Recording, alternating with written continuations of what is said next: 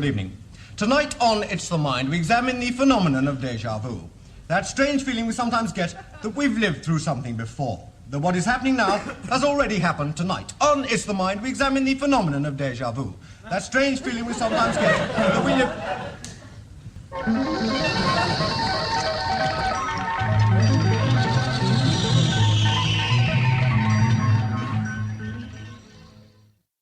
I would like to ask the President, why is it inflationary to let the people keep more of their money and spend it the way they'd like, and it isn't inflationary to let him take that money and spend it the way he wants?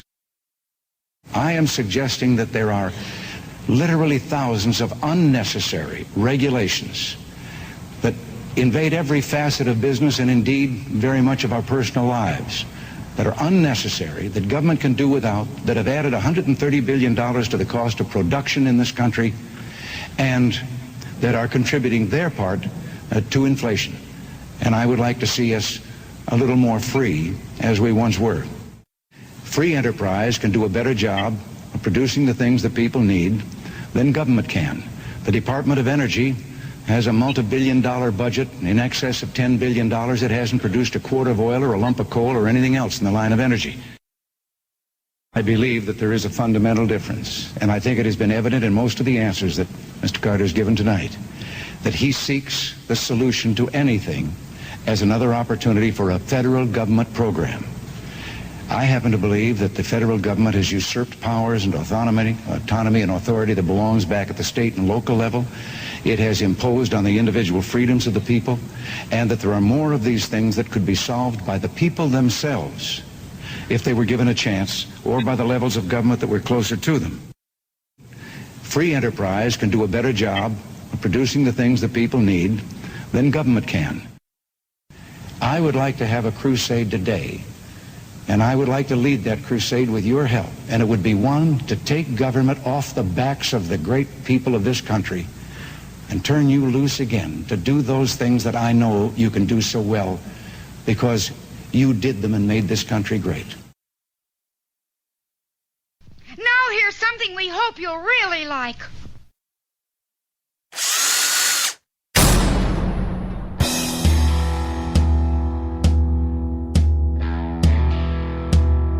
It's time for Fully Threaded Radio.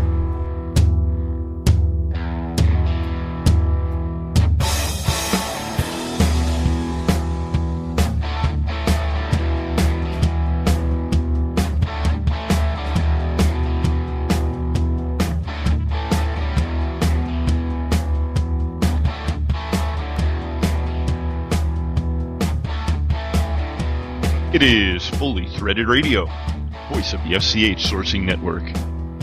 This is the Internet Talk Radio show that's setting the standard for overall listener satisfaction in fastener-related programming, and we're glad you clicked in with us today, folks. This is episode 32 for September 29th, 2011, and we have a particularly amazing array of news, information, and commentary for you, all predominantly fastener-related on today's jam-packed show. Thanks for joining us, everyone. Eric Dudas here. And I'm joined, as always, by the co-host of Fully Threaded. He's a man who has no qualms about converting exotic sports cars from right-hand drive to left-hand drive, depending on what particular country he happens to be in. And he knows just which fasteners to use to get the job done right. He's Brian Musker. You ready to put a wrench to this one, Bri? Oh, yes, I am. In fact, like Rick Finau, I've got exactly the right wrench for this one. Yeah, he's a man with several wrenches in his toolbox. We could tell that, and that's going to come out a little bit later in today's show. Right. And, you know, I did actually convert a car from left-hand drive to right-hand drive. Yeah, I know. That's why I mentioned it. People would never believe that story. I got lots of wrenches. Metric and SAE. Got a little grease under your fingernails on that project, yeah, huh? many times. Yeah. Well, that's a story worth sharing, that's for sure. Well, that would be a great story for another show. But I think I've asked you this before. Why don't you tell us what's happening on today's show? Yes, I think I've heard that before somewhere. But it's still a good idea. A lot of recurring themes on today's show, folks. And as you've probably heard by now, the Nucor anti-dumping case has reemerged, and the ITC will be making another ruling in December. There have been reports on the Fastener news sites, the blogs, and on Twitter about this one. And today we're going to hear from attorney Mark Lehnardt to get his perspective and also what he has to say in response to what some of the others have been saying about this issue. Our first feature segment is a conversation with IFI chairwoman and Midwest Fabricating president Jennifer Friel. She'll be previewing her upcoming presentation on behalf of Wi-Fi at this year's NIFS show in Las Vegas next month. Jennifer is a very accomplished person with a lot to say, and you'll be very interested to hear what she has to say during our conversation. Then we'll be joined by fastener industry journeyman and hot rod enthusiast, Mr. Rick Finau. Rick spent many years with Lake Erie, and he's currently territory sales manager with Brighton Best International. He's also a guy with a genuine love for this industry, and it really comes through during this segment. We cover a lot of ground during this conversation. We talk fasteners, cars, and we even get to know a little bit about Rick's approach to married life, and you're going to love this one. And it all starts after the Fastener News Report with Mike McNulty of Fastener Technology International magazine. The title sponsors of today's edition of Fully Threaded are Stelfast. Soon opening their newest branch location in Los Angeles, Stelfast. Service you deserve, people you trust. And by Beacon Fasteners and Components. Check out their new line of top quality machine screws today. Beacon Fasteners. Nice threads. And we appreciate the comments, input, veiled insults, and so forth. So thanks for sharing, folks. And you can always reach us by email at the address ftr@fullythreaded.com. Also, if you're a Twitter user, reach out to us at the handle fullythreaded. Seems like there's no shortage of ways to communicate these days. And of course, we're out there on Facebook as well, LinkedIn. We'd be glad to hear from you on any of those channels. Before we go any further, tell us how it went at the PacWest Fall Conference.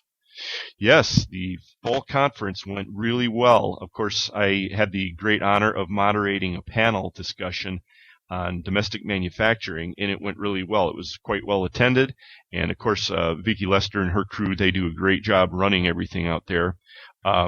So we had the unfortunate experience of having technical difficulties that prevented the recording of the panel discussion, but it went really well. And afterwards, they had a tabletop show that was pretty well attended, I would say, about 25 exhibitors or so, and the whole thing was just really successful. Wow. Didn't Vicki Lester, did she bring one of her Daleks along? Especially one of the new red ones. You know, the funny thing is, a Dalek would never be able to get to this conference because there were too many stairs in the hotel. Oh, that's the problem. Well, you know that in terms of the way BBC did it, they were only little kids inside cardboard things anyway. They could just climb up the stairs. Yeah, I've heard that.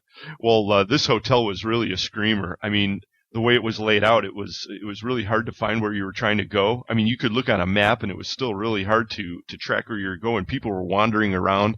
It was like at one point I was walking over to the evening reception dinner with Russ Dorn and his wife Linda, and we're walking through all these hallways, like screaming out, "Hello, Cleveland!" Could not find our way to this thing. I think it started a little bit late just because it took people a while to gather there. It's really funny. Okay. But of course, the dinner that they had, it was very successful, I would say, as well. They did the presentation of the new officers, and Russ Doran from Timberline Fasteners is the incoming, or I guess now the recognized president of the PacWest Fastener Association. They gave an honor to Andy Cohn, who's on his way out. Unfortunately, I don't have the whole list of the current new board, but they did the changing of the guard, so to speak, and that was just great. Yeah, and those dinners, they organize them really well. And well, those guys know how to have fun. Dee Silver was the master of ceremonies for the after meal game, and it was a riot. And I'll tell you what, our good buddy Joe Poplinski really, he got me. He put me into a little bit of a pickle, but fortunately, I think I did okay. I'm gonna have to find a way to get him back though. Right. He doesn't realize what he's got himself into. Right. I bet he doesn't. But it was a real honor to be invited out there. I think it went pretty well, and I do appreciate the invitation. And also on the subject of Pac West, FCH is rolling out a new program that the Pac West organization is going to be taking advantage of, as well as the Southeast Fastener Association. We'll have more on that during episode 34, but there's a fastenersclearinghouse.com program that we'll be rolling out, and got to chat with some people out there in Denver about that, and man, that's going to be a great program. Oh, good. Okay. And I'll mention that we are the people who bring you FastenersClearinghouse.com, the FCH sourcing network. It's an online database. I hope you and your team are using it anytime the need comes up to locate a hard-to-find fastener inventory item, or maybe you're just looking to do a spot buy for some reason. On the other side of that coin, get your inventory up there with us. We'll drive sales your way. The network is sourced by a whole lot of companies each day, and you want to get in there and let us funnel some business your way. Right.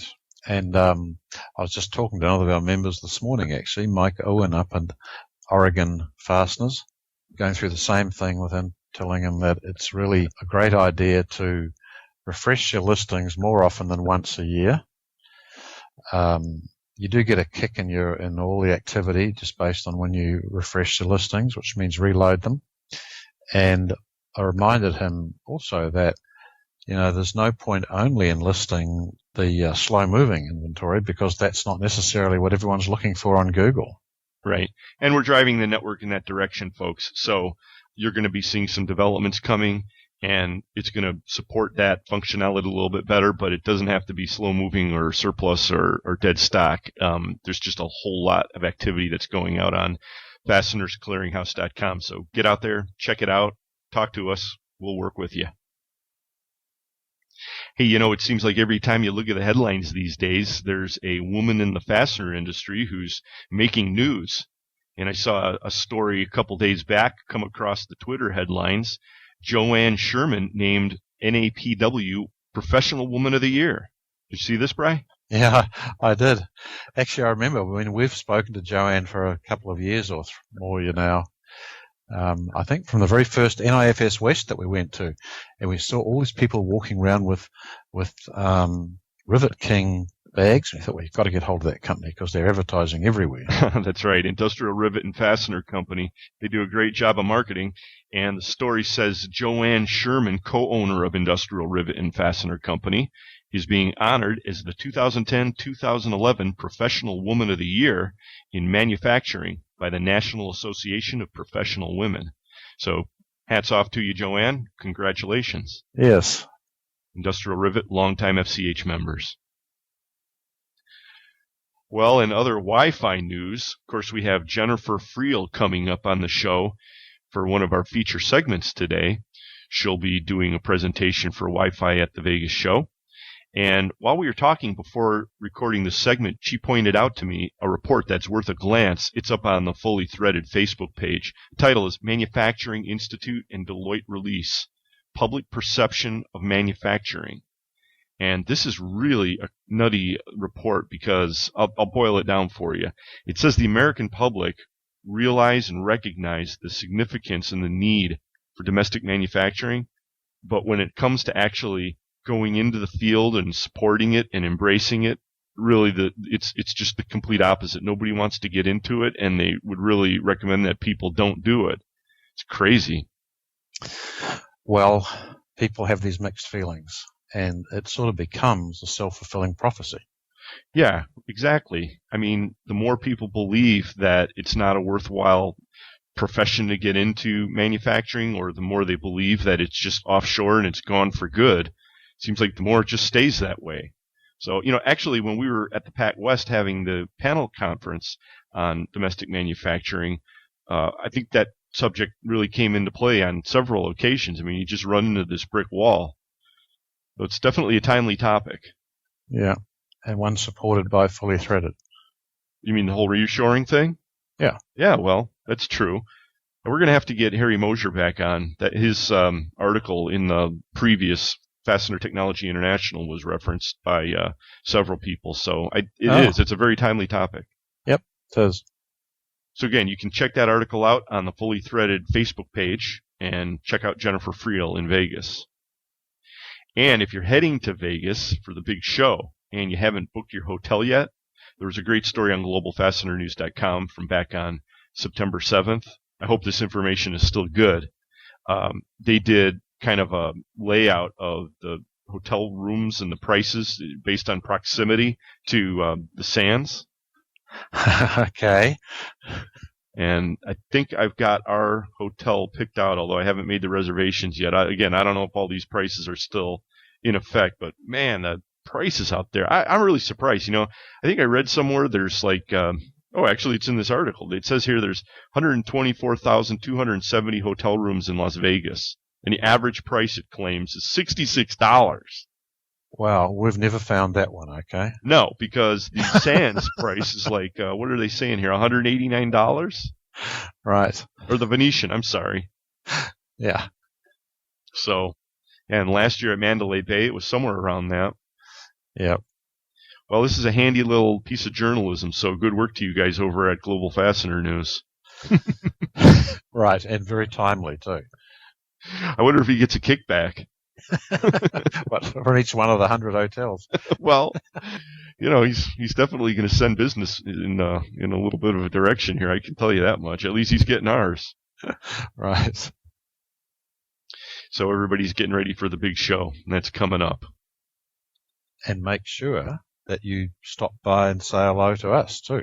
Stop by the Fasteners Clearinghouse booth. That's right. We're in booth 151 this year, which is, as I understand it, kitty corner to the NFDA Hospitality Suite booth, strategically located. Right. Well, we have been very strategically located next to the restrooms on other shows, too. Yes, that has multiple advantages. Right. No one really wants to stop there in a hurry past all the time. And then on the way back, you never know whether to shake their hand or not, which is a whole other issue. It's true. True. Weird stuff you think of. Speaking of which, just for the heck of it, right before the show, I Googled, what time is it? Okay. You ever done that? No. My Googling is things like, when is the next iPhone 5 coming out? Okay. I see you've been reading ahead in the show outline for today's program, providing a little foreshadowing. Oh, I haven't. It's just one thing that's on my mind constantly. Yes, the recurring themes of Brian Musker's mind. When is the next iPhone coming out? See, you can't really escape that. I know you too well, my friend. I know. Well, anyway, if you Google what time is it, not surprisingly, the time comes up on the type ahead results. Even before you're done with the query, it's just fantastic. I don't know. I'm amazed by these simple advancements in life. Does it know what time zone you're in? Absolutely. But that's not so amazing, because I'm sure it's just picking it up as a variable of your browser. I mean, your computer knows what time zone. Right. They know what the ISP you're connected to. So when you Googled when is iPhone 5 coming out, did it give you an answer? No. It's just full of speculation. Oh, okay? So you must not have Googled that lately. Not within the last day. No. All right. Well, so even you are going to be surprised by our last segment. I look forward to being very surprised. I don't know if I can keep my current phone running that long. Well, we better get this show on the road then. But before we pass things over to Mike McNulty for the Fastener News Report, keep your eyes open in the forthcoming issue of Fastener Technology International. There's a feature story about fully threaded radio coming. That's right. We got a 2-page spread, and it includes a one-shot pictorial of your FTR hosts ensconced in the East studio. Right. You always wanted to be in a pictorial, didn't you, Bri? I did. I didn't think of the fact I should have changed my shirt, okay? It sort of blends in the wall a little too much. Yeah, man, you guys did a crazy job with the interior colors over there. But, it's a nice studio. But that's the next issue of Fastener Technology International magazine, and they'll be handing it out at the Vegas show. So cool. And we're so glad to have you all with us today, everybody.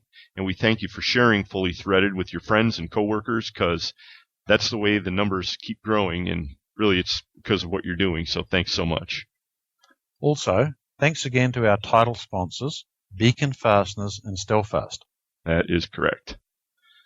Well, you've heard him before, but this is an all-new Fastener News Report, and I assure you folks, there's a lot of good stuff in this edition. Here's Mike McNulty. Thanks, Brian and Eric, and greetings to all the fully threaded radio listeners out there. This is Mike McNulty from Fastener Technology International Magazine, bringing you the Fastener News Report. Earlier this month, I went to Thailand for a Southeast Asian wire industry trade show that was pretty well attended. Fortunately, the show featured some fastener content, which helped me to stay focused on the fastener industry. It's really good to be back, and I'm happy to report that this edition of the Fastener News Report is sponsored by Volt Industrial Plastics, makers of the world's finest plastic fasteners. Today we have two top stories, both of which are updates on old stories that have courtroom connections. First up, we will reveal the identity of Cardinal Fastener's stalking horse buyer and lay out the details of its unfolding bankruptcy case. And then we will talk about new life in the Nucor Fastener Division dumping claims against China and Taiwan from 2009. Also in today's report are 6 newsmaker headlines and the back page report featuring a couple of industry bright spots. We will get to that and the Cardinal Fastener and Nucor Fastener news right after this.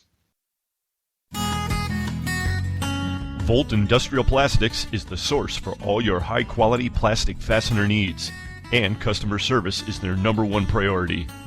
With almost 1 million fasteners in stock and same-day shipping on stock items, Volt Industrial Plastics carries inventory so you don't have to. Volt manufactures everything in-house from over 125 different materials, and they're proud to say 100% of their products are American-made. And of course, custom tooling and in-house bagging is available. Contact Volt online at www.voltplastics.com. Volt Industrial Plastics, makers of the world's finest plastic fasteners.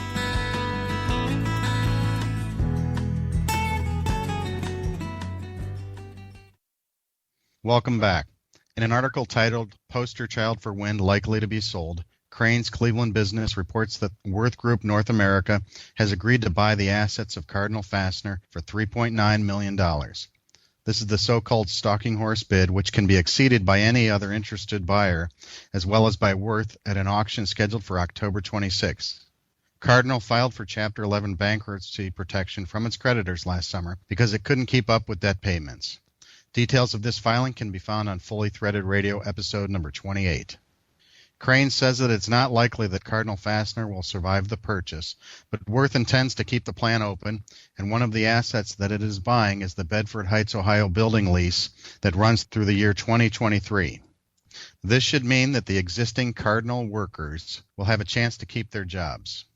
This impending purchase is good but not great news for the 200 or so unsecured creditors, which includes investors and suppliers.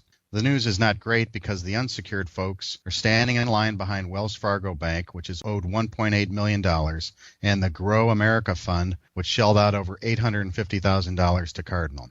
These two will be paid first, as will the people that are handling the bankruptcy. The current estimate for unsecured creditors is that they will lose at least 50% of what is owed to them. Even so, attorneys working on this case are pleased that a strategic buyer has emerged in the form of the Worth Group. The Nucor Fastener Division anti-dumping story from 2 years ago got back in the news when the U.S. Court of International Trade, CIT, decided to send the case back to the United States International Trade Commission, ITC, for a new determination on whether certain standard fasteners were being dumped by Chinese and Taiwanese companies into the United States market. A 31-page opinion from a CIT judge said that the ITC made some errors in its classification of data and in selection of a company to be surveyed for the investigation. The ITC is scheduled to release its new determination in early December. This news has been greeted by several enthusiastic opinions and a lot of speculation, ranging from it being nonsense to a major victory and reversal to a routine request of the ITC. In other duty news, the ITC is currently reviewing existing duties on helical washers from China and Taiwan that were first levied in 1993, and the United States Department of Commerce recently issued duties on galvanized wire from China ranging from 21% to 250%. Now let's move on to today's top 6 Fastener Newsmaker headlines. Number 1. Leland Powell Fasteners of the Elgin Fastener Group has hired Greg Kuhl as its new quality assurance manager. Cool brings 29 years of industry experience, including work at Emhart, Bolhoff Rivnut, and Talma Fasteners. Number 2. Fastener and machinery maker Sansheng Fastech Corp. has recently started trading on the main board of the Taiwan Stock Exchange. Number 3. Canadian distributor Auckland's Granger Incorporated acquired the assets of Furco-Med Incorporated, which will provide an annual sales increase of about $3 million. Terms of the deal were not disclosed. Coming in at number 4, High-Tech Fasteners Incorporated, a distributor based in Frederick, Maryland, has launched High-Tech Fasteners Canada in Ontario, which will be headed up by sales manager Steve Hill. Number 5, fastener maker Telefast Industries is celebrating its 25th anniversary with an open house on October 9th in Berea, Ohio. Activities include plant tours, machine demos, and lunch. And number 6, the dates for the 4th staging of Fastener Tech have been announced as June 10th through 13th, 2013, back in beautiful Rosemont, Illinois. Finally, let's turn to the back page of this report. Originally, I was going to talk about taxes and the shallow class warfare campaign being waged by our president and Warren Buffett. But since most listeners of this show know the truth about income tax brackets and the nature of capital gains taxes, I decided to look ahead to 2 positive spots in the industry taking place this fall. In October, the National Industrial Fastener Mill Supply Expo will open in Las Vegas with more exhibitors, attendees, and activities than it had in 2010 or in 2009. And this November, the first staging of Fastener Fair Brazil will get underway in Sao Paulo, Brazil. The Vegas show looks really good this year. It is in a new location, the Sands Expo and Convention Center, and it will have well over 500 exhibiting companies and thousands of attendees. The corresponding meeting and seminar schedule is also robust, and many companies will be staging their own meetings and activities in Las Vegas, including Brighton Best International's cocktail party on Thursday, October 20th at 4:30 p.m. in the Pinot Brasserie in the Venetian Hotel. For a first-time event, Fastener Fair Brazil features an impressive lineup of exhibitors, including many famous names such as Acument, Dorkin, Mectron, National Machinery, Nylock, Rotorclip, Southwind, and Wafios. The show should benefit from the potential of the Brazilian industrial market, which is expected to improve from it being the host country of several international events over the next 5 years, including the World Cup, World Youth Day, and the Summer Olympics. The October issue of Fastener Technology, which goes online at fastenertech.com and in print at the end of September, has complete previews of both shows, and I will be covering the Las Vegas show, and I hope to see lots of fully threaded listeners out there. This has been Mike McNulty of Fastener Technology International bringing you the Fastener News Report. Be sure to send your news, comments, corrections, or complaints to me at mcnulty@fastenertech.com.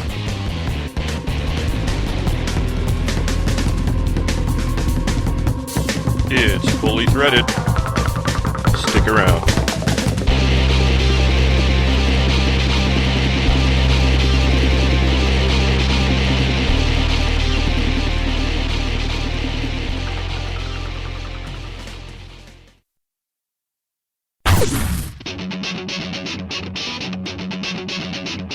When top quality and outstanding service are at the top of your list in fastener suppliers, turn to Stelfast. Since 1976, Stelfast has grown to become an industry-leading importer and manufacturer of the highest quality industrial fasteners, specialty items, and automotive parts. Our array of facilities across North America and in Asia, along with full quality control labs and ISO 9001-2008 certifications, ensure the highest quality parts, and at Stelfast, they're delivered with undisputed service excellence. We're family-run and dedicated to your success. Our customers have come to depend on the expertise of our staff and the quality of our products. We also offer a wide range of secondary services to meet some of the toughest requirements you might have. Contact Stelfast today through our website at www.stelfast.com and put us to work for you. Stelfast. Service you deserve, people you trust.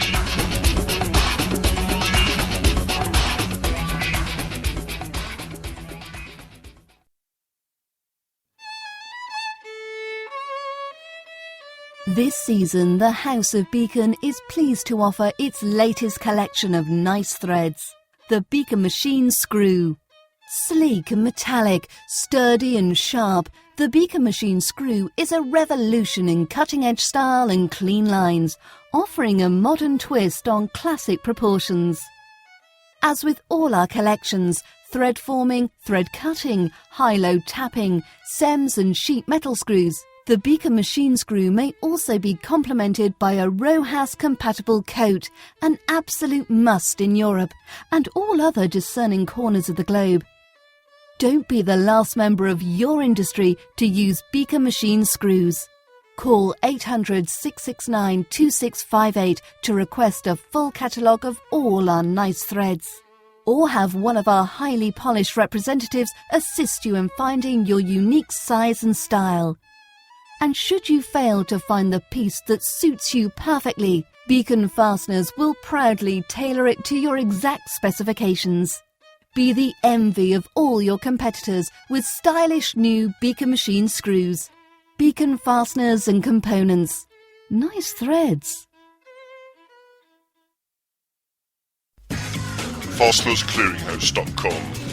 Search and source from over 500,000 line items, all just a mouse click away and available at no charge. When the need arises, you won't find a better place to locate hard-to-find fastener inventory. It's where you need to be. This is Joe Truckee of Cardinal Fasteners, and Fasteners Clearinghouse works for us. This is Robert Wanzer, and Fasteners Clearinghouse works for American Imperial.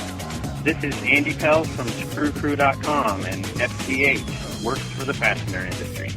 Join the sourcing network now and show your inventory to a whole new market. Turn slow movers into cash. List up to 10,000 line items. Show them to distributors only or to the world. FastenersClearinghouse.com. It's where you need to be.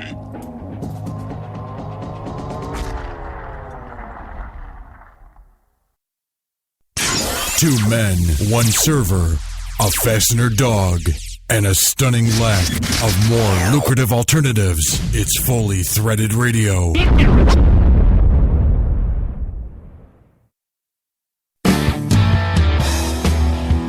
This is Josh Glazer with GlazerBolt.com, your online source for all fasteners. You're listening to Fully Threaded Radio.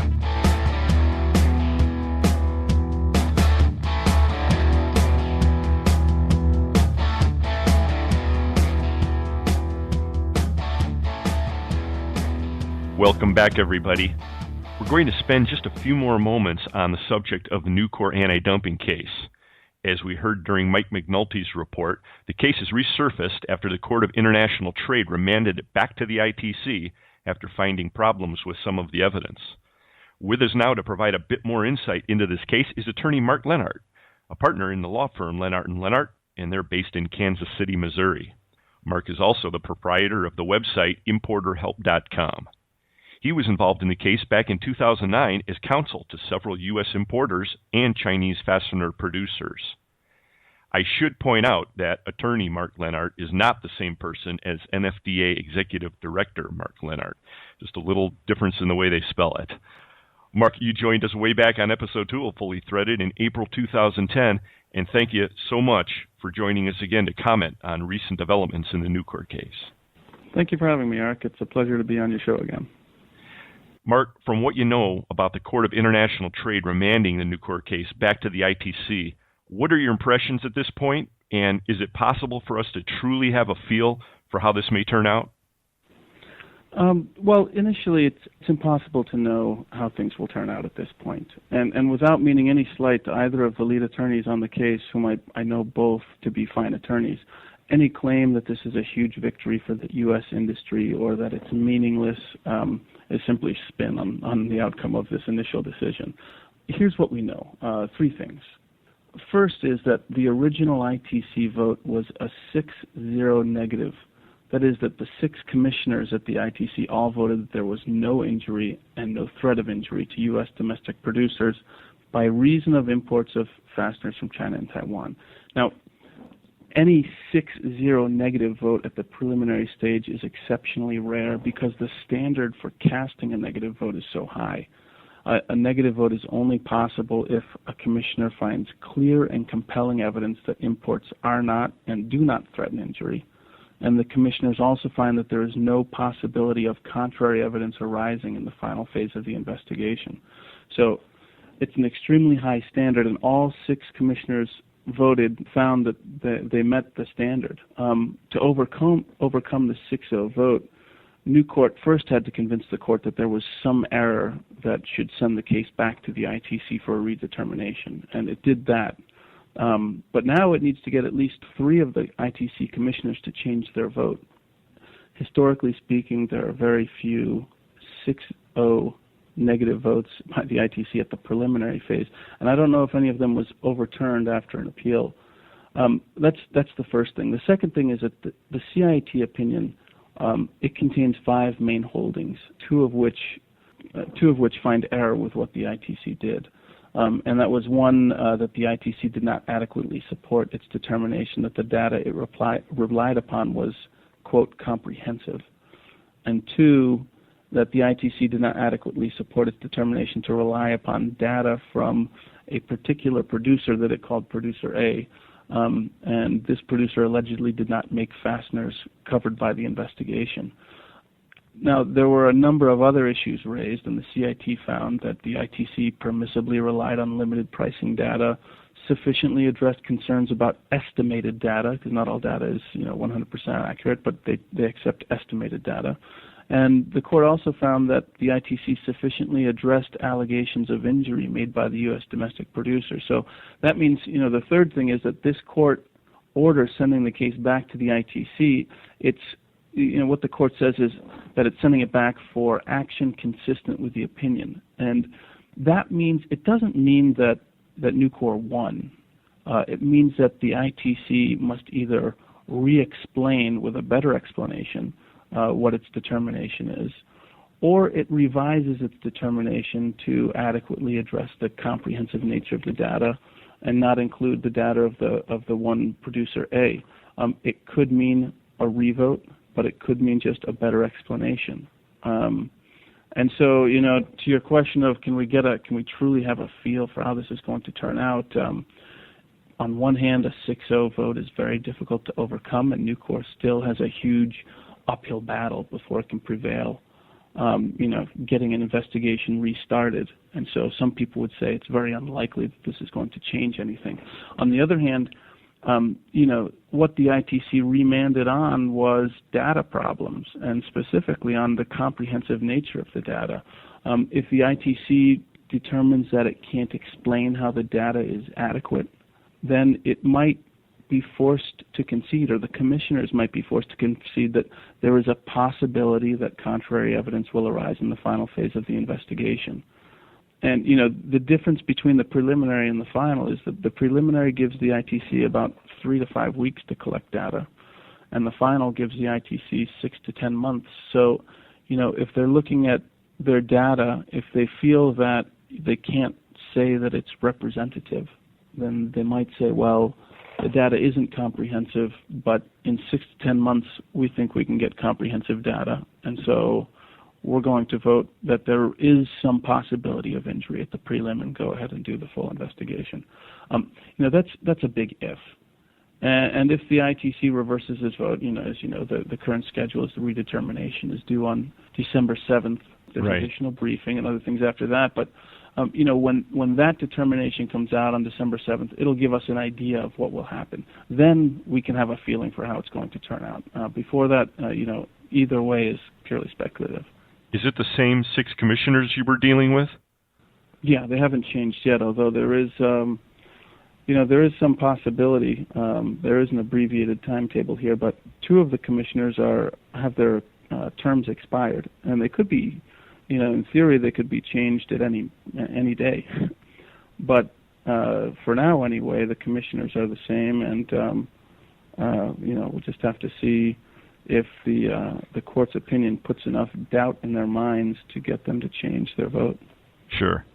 Now, speaking of the data, there was no mention of the wide scope of products covered in the original claim by Nucor, and this was mentioned as a problem with the original claim, according to many observers.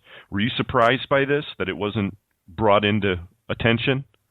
Well, not really, because this case was a negative vote, and so Nucor is appealing. That the wide scope of products argument is not one that favors Nucor. It was raised by the respondents, the group of importers that opposed the petition. So, I don't think people would expect, or many would expect, to see that in Nucor's arguments.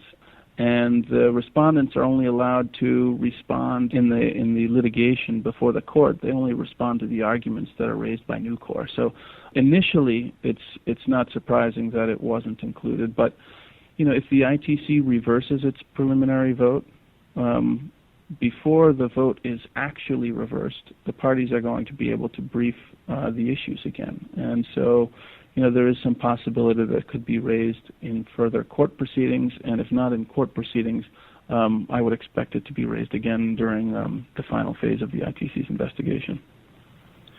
Knowing what you've already said, that obviously we cannot know the outcome of this, and not to get anybody's dander up, we spoke about retroactive duties during our last conversation. And this is an important point for the distributors in the audience. If Nucor is successful in its appeal, is there a possibility that retroactive duties could be enacted in connection with this case? Well, yes. I mean, if, and that's a big if, but, if the investigation restarts, then there is a possibility that retroactive duties will be imposed. But, right now, nobody really needs to be concerned about that. And this is why. By law, retroactive duties may only be imposed up to 90 days before the preliminary determination by the Department of Commerce. We didn't get there in the investigation in 2009. The Department of Commerce calculates the amount of dumping and subsidies and converts that into an import duty. It typically takes a minimum of 65 days to get to the preliminary subsidy determination. That's the countervailing duty determination. And 140 days to get to the preliminary anti-dumping determination. So, the retroactive duties can only apply once Commerce restarts the investigation, is when the possibility arises, and everyone will have plenty of notice before the investigation restarts, if it does at all. If it does restart, then everyone needs to be concerned about how much they're importing. The retroactive duties before the preliminary determination, that is, are intended to discourage a surge of imports when the investigation begins. And so, if there's suddenly everyone says, well, this investigation is starting up again, I'm going to import enough fasteners for the next 3 years, that's really when the retroactive duties would be triggered, or could be triggered.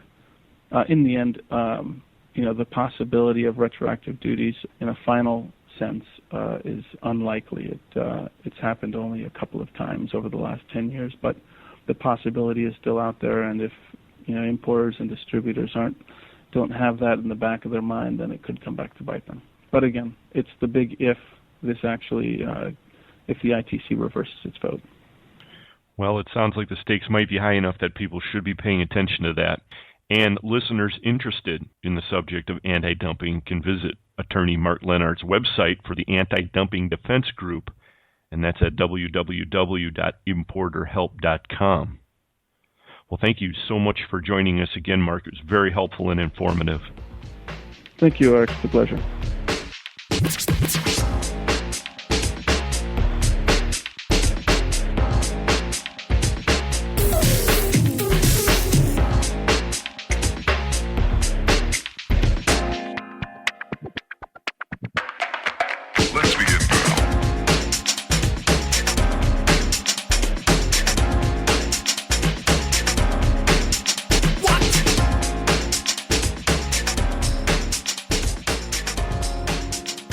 During past episodes, we've spoken with several members of the new industry organization Women in the Fastener Industry, also known as Wi-Fi. With us now to discuss her role in that organization is the president of Midwest Fabricating, Jennifer Friel. Thanks for joining us, Jennifer. Hi, Eric. How are you today? Doing well, doing well. Thanks for having me. You bet. We've been looking forward to this. Now, you hold another distinguished title, and that is you're also the current chairman of the Industrial Fasteners Institute. Isn't that right? That is also correct. It was a very shallow pool of applicants when they decided to elect. Just kidding. Well, we're going to hear a little bit more about that. But before we get into that, and also your presentation at the upcoming Vegas show, word has it that you have a background in journalism and actually on TV. Isn't that true? That is true. I did not start out, even though Midwest Fabricating is a family business. I never started out thinking that I was going to be part of the business. And I had a dream of becoming a broadcaster, and I even joked around with my dad that I was going to be hosting the morning news on one of the big stations in New York. And so in high school, I was on the radio, and then in college, I pursued a journalism degree, and then I went into television news when I graduated from college, and was in that media for about 5 years, and enjoyed it thoroughly and learned a lot, and then came back into the family business. And I have to say, I think my experiences in journalism and communicating probably have served me, of anything that I have done, the best in my career running a manufacturing company. I think manufacturing in general, most companies can do a better job communicating with their employees and their team members about why they're doing what they're doing, how they can do a better job. And so my background really has been the thing that has helped me in my career here at Midwest. How interesting. It's funny. It's a kind of an ongoing joke. We hear people talk about how they got into the fastener industry. And of course, a lot of times family ties is what brings people in. But regarding the journalism background and getting into your current position, especially with the IFI, for example, I mean, that's a very heavily engineering-oriented organization, and that's a very interesting comment that you make. Well, if I could have done anything differently, I probably would have taken a few engineering courses, because it's not a strength of mine. The folks at the IFI, luckily, we've got lots of really smart guys and women that understand all that and kind of help me understand it better. But I wish I had greater knowledge there. But by the same token, I'm not afraid of things because I don't know or understand them. And I think some of the risks that we as a company at Midwest have taken on a technology investment standpoint, probably my dad, who ran the company before me, or my grandfather, who founded it and really understood the equipment. They could go out there and work on it. They could fix it themselves. They could troubleshoot it. I don't have any of that knowledge base. So whether it's a traditional header or a roll thread die, I don't understand that really any better than I do a CNC forming machine or robotic welders. So when I'm looking at capital investments, I don't have that fear factor of, gee, I don't understand this and I can't fix it myself.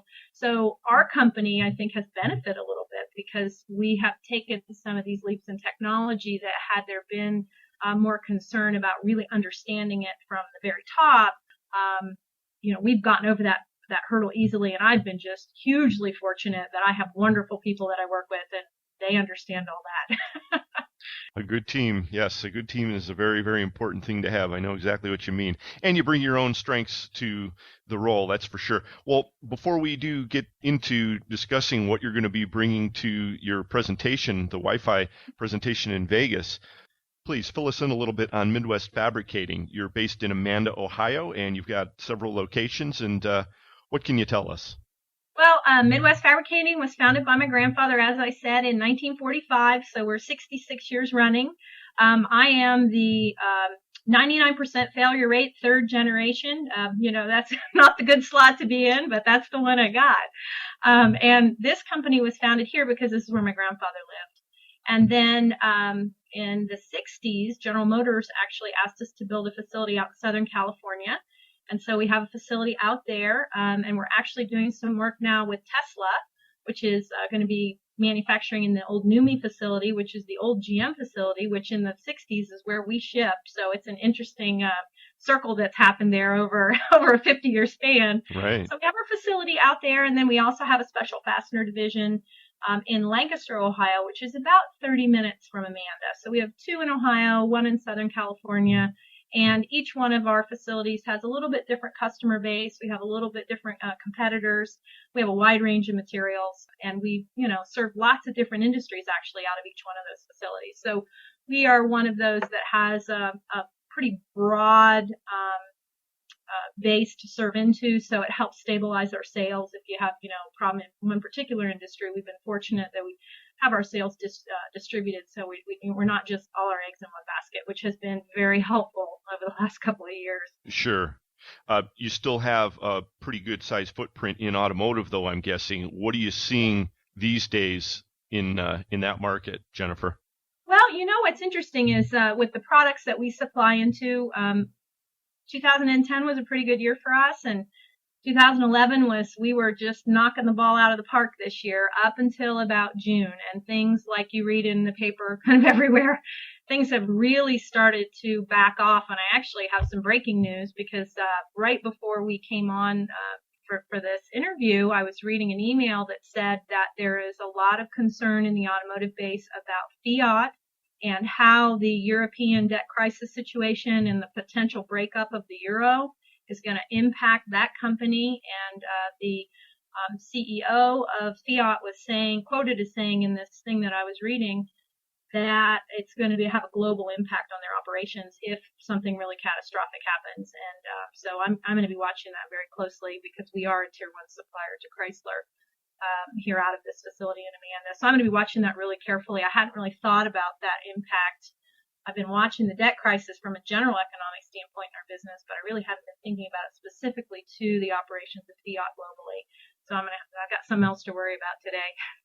Yeah, there's no shortage of that. Well, the conventional wisdom, I guess, is that grease falls. It's one domino in the front of a line of several. But I guess we're just going to all have to watch and see what happens. The latest news as of today is Merkel is going to kind of kick the can down the road a little bit. So it's hard to say.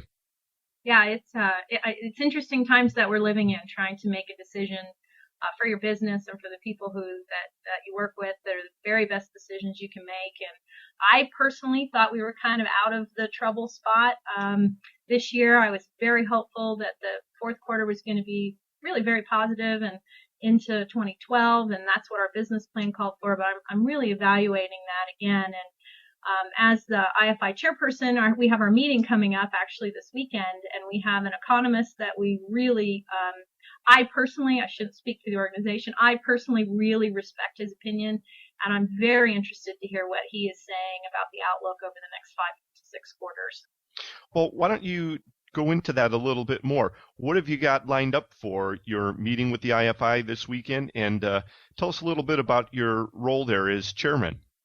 Well, as the chairperson, I'm kind of responsible for the meeting management, making sure that we have a good location and the rooms that we're in are appropriate, and then working with really the staff of the IFI. They're the driving force behind the speaker content that we have. One of the things that is a mission of the IFI is to educate our member companies so that they can keep their competitiveness, not just from a technological standpoint or even maybe economic news. We have an economist that's speaking, as I mentioned. We're going to have do have some lobbyists that work for the IFI in Washington, D.C. They're going to be giving us a report on what's happening at the moment in Washington. And I know there are a lot of people out there watching the NLRB and some of the rulings coming out of the NLRB closely.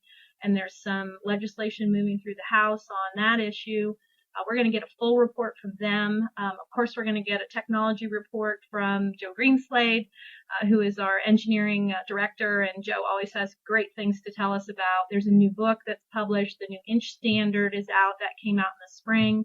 We also have the Technology Connection, which is an online resource for fastener companies that you don't have to be a member of the IFI to use. It has drop-down menus on figuring out material specs and things like that. But Joe will be talking about the training that the IFI is doing to try to fulfill our mission of education. And then, of course, we're also going to have a speaker who I'm excited to hear talking about the Arab Spring and what's been happening in the Middle East over the last several months and how that's going to impact our businesses in the United States and globally.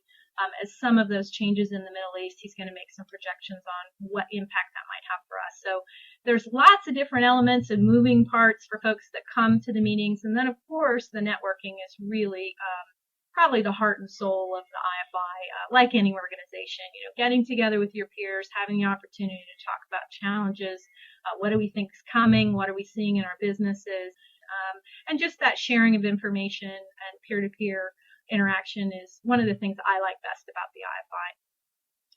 Sure. And folks can get more information about this, I presume, at your website, which is indfast.org. That's infast.org. That's correct. Everything I mentioned pretty much is profiled on that website, particularly the publications and the training and those elements that folks who aren't IFI members certainly can get value from IFI as an organization. I have to say, there's been a lot of work put into the website there, and it's very well done. One of the interesting features that I saw is the manufacturer query tool. So if you have a particular part that you're looking for, you can go right there, do a drop down, and lo and behold, you have a selection of potential manufacturers that could possibly help you out for your project. Absolutely. It's called the Find a Supplier, and I get a hit list every month. Coming from the IFI, telling me, who's been looking at Midwest Fabricating, which is great to know. But it's a wonderful resource if, there are some companies, particularly OEMs, that are looking at risk assessment with the supply chain, and does it really make sense to have the risk of potential quality issues on the water coming from low-cost countries.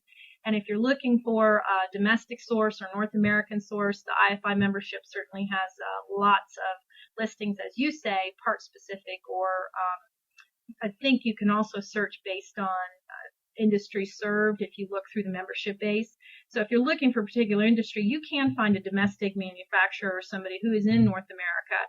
And of course, that's something that the IFI is trying to do, is support and promote North American manufacturing. We are not dead, and I'm sure most of your listeners know that. But there certainly is a perception that there is a weakness in all of manufacturing in North America, and that it's under significant threat. And there's an awful lot of us that are here and growing and doing well that would say, don't believe what you read. We're here, and we can certainly provide a competitive product and wonderful local support from very well qualified people for your applications.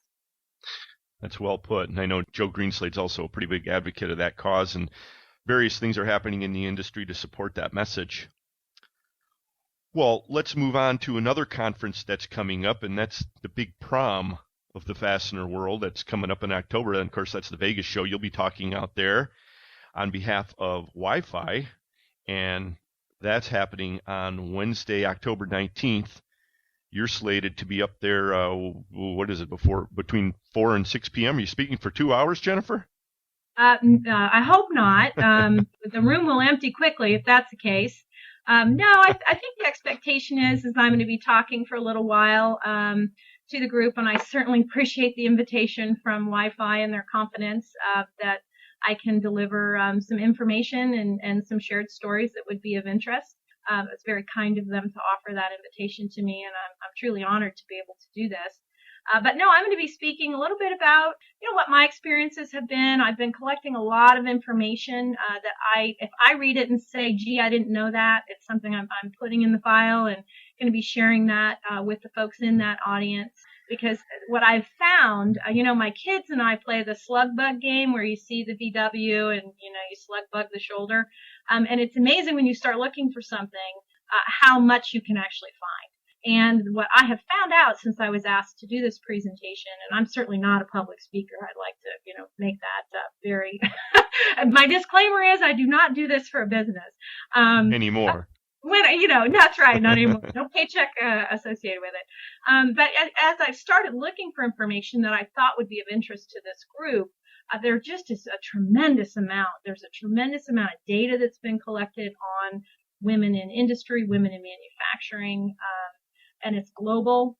And I think that if the message I hope to bring to the group is that depending on your interest level and what you're really looking for support, networking, basic information, there's just a tremendous amount out there if you start looking. So I'm going to be sharing some of that, a little bit about my story. And, my sort of running joke on everything is that the fastener industry really has been truly wonderful to me. And the IFI has been just a great experience. I came in at a pretty young age. I was immediately welcomed with open arms, got involved. Like, most organizations, you get out of it what you put into it. I've been pretty involved in the organization and am very pleased to be leading it for 1 year as the chairman. But my joke about the whole thing is I'm one of the few people in the IFI that actually got a spouse out of it, because my husband is an IFI member company as well. He has his own company. Oh, is that right? Yeah, so we met at an IFI meeting, and we have 2 wonderful children as a result. So my experience in the IFI has been really great. Well, that's a great story. Yeah, there's so many stories like that in the fastener industry when you start talking to people. I love it. Well, okay, so we're going to hear a little bit more about your story, and then I presume you have some messages for the ladies out there that are looking to advance. Is there anything in particular that you think you're going to be sharing with them at this point? I know you're still probably developing your talk, but can you give a little sneak preview? Well, I am still working on it. I am one of those folks that sort of the deadline is the impetus to get it done. Uh-huh. But I've collected a lot of information. Of course, I'm going to be talking about the IFI and the things that the IFI is doing. One of the things that I'm going to be talking about a little bit, not a lot, but there is what I think is a great resource. So if any of your audience is either a woman in manufacturing, which I'm assuming they are, or if they have folks in their organization, this is going to be I think a really interesting, it's the first time it's put on by PMA, which is the Precision Manufacturing Association. They're doing a Women in Manufacturing Symposium. It's in Cleveland. It's October 25th and 26th. And they're bringing in a whole bunch of resources to talk about women in manufacturing, how they can be successful. There are several women who run companies who are involved in putting this together. Deloitte is very involved in putting it together, and they're going to have a speaker. Deloitte actually had started many years ago a women's initiative in their company, and they have had lots of success with that, about mentoring, networking, creating opportunities for women to advance. And that some of that information is going to be shared. So I think, I wouldn't say regardless of your level in the organization, but I think if you're someone in a manufacturing company who would like to get some information and some networking with other women who are in the industry, this would be a good thing for them to attend. Some of your listeners may want to kind of jot that down as a possible. And there's also a website for that. It's womeninmanufacturing.org. If anybody wants to go, there's a full agenda and a registration form there if it's something they might be interested in. And I'm excited. I was invited to participate in it because of my role in the IFI. I'm not a PMA member, but I think it's going to be a very good, it's going to be about a day and a half of pretty good content. Somebody can make the time to go. Well, you've got a full schedule coming up. Now, do you attend the Vegas show every year, or is this a special stop for you? No, it's a special stop for me. We used to attend the show when it was in Columbus because it was a lot easier for us. My folks that come out of my California plant, it's a little easier for them to get to. Typically, they are the ones that attend. I usually am not there. I've got 2 kids in school, and so going out to Vegas and tromping around the show isn't something that I typically do. But I am going to be there this year because I'm coming in to speak, but I'm also staying to help man the IFI booth. So if anybody'd like to stop by and say hello, I would certainly love to see them. And, I never really answered your question fully, Eric, from before on am I speaking for 2 hours? Well, I'm going to be speaking for part of it, but then the second half really of that, we're going to have a Q&A session so people can ask me questions. I'm really very open about my life and my experiences and, looking forward to give anybody information they might be interested in. But there's also a networking portion that's very important to Wi-Fi. That's part of this event where women that are in the room can sort of just meet and greet. And then from that, it's my understanding that it goes on to the welcoming reception. So it's a great place to maybe hook up with some folks that you either, the Wi-Fi organization right now kind of lives on LinkedIn and people post on there. And I suspect that there are probably some of those women who have communicated via LinkedIn but haven't actually met face to face, and I'm one of those. I'm going to be meeting some of those ladies who are very involved in LinkedIn and in Wi-Fi in person for the first time at the show. So That's the right. network portion is really probably going to be larger than my speech. So if I've bored you today, rest assured you can talk to somebody maybe more interesting at the networking portion. Well, I doubt that, but it sounds like it's going to be an all-star event going on over at the Wi-Fi booth. And as you pointed out, your talk will lead right into the welcome reception, which is the fastener bash that most of the industry is anticipating every year, and that's something that you haven't attended in years past, I guess. This year I'm hoping actually that they have something with crab substitute. I'm kind of really got my hopes set on that, and I guess we'll find out. We'll see you there, right? Yeah, absolutely. I'll meet you in the line.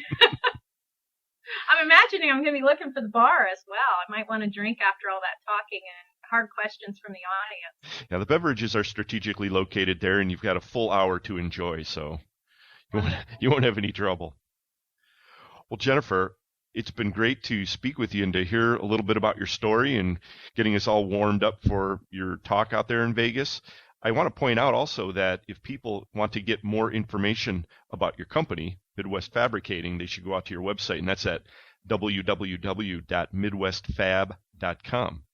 Yes, thank you very much. We've got quite a snazzy website, if I do say so myself. We've got something called Midwest in a Minute. That's a little movie about Midwest. So if you just want to look at that and learn a little bit more about what we do, it's short and painless. I think that's pretty well said. It is very sharp. Well, thanks again, Jennifer Friel. We will be talking to you next month in Vegas. Yeah, look forward to it. Thanks for having me. Thanks for joining us.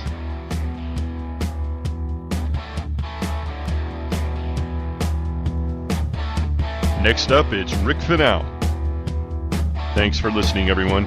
It's Fully Threaded.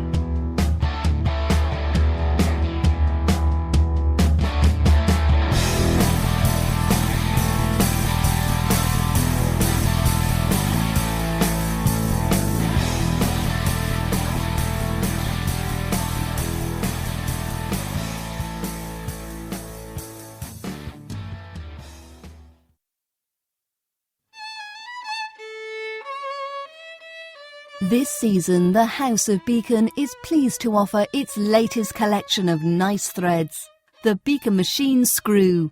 Sleek and metallic, sturdy and sharp, the Beacon Machine Screw is a revolution in cutting-edge style and clean lines, offering a modern twist on classic proportions. As with all our collections, thread forming, thread cutting, high-low tapping, SEMS and sheet metal screws, the Beacon Machine Screw may also be complemented by a RoHS-compatible coat, an absolute must in Europe and all other discerning corners of the globe.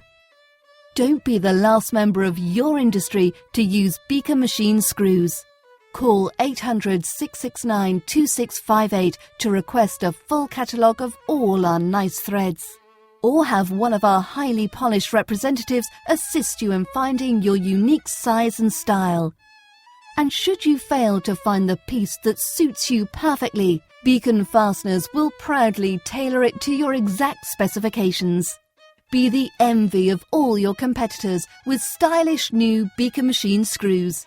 Beacon Fasteners and Components. Nice threads.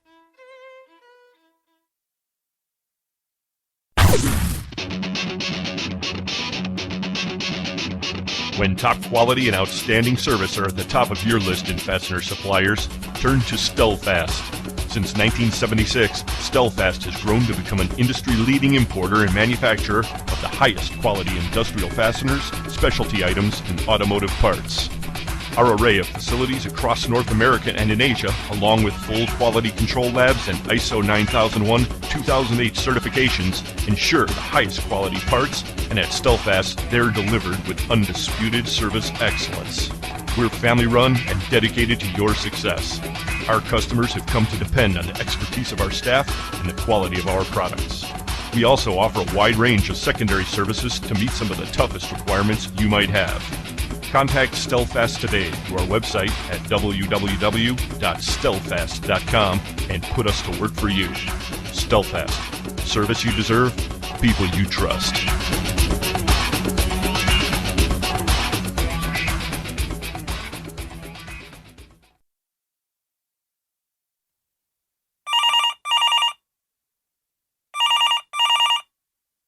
Thanks for calling FCH, sourcing network for the fastener industry. We'll call you right back.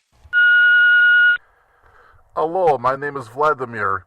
I am friends with, you call him Joe Poplinsky.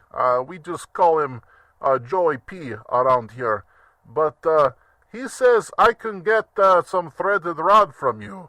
I'm looking for some rod on the bigger side, somewhere around an inch or so. You know, the kind that is good for beatings. I mean, you know, for fastening things. Yeah. So give call to Russian consulate. We'd like to make a good deal for you. Thank you.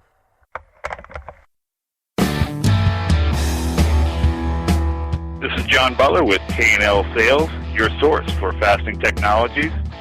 And you're listening to Fully Threaded Radio.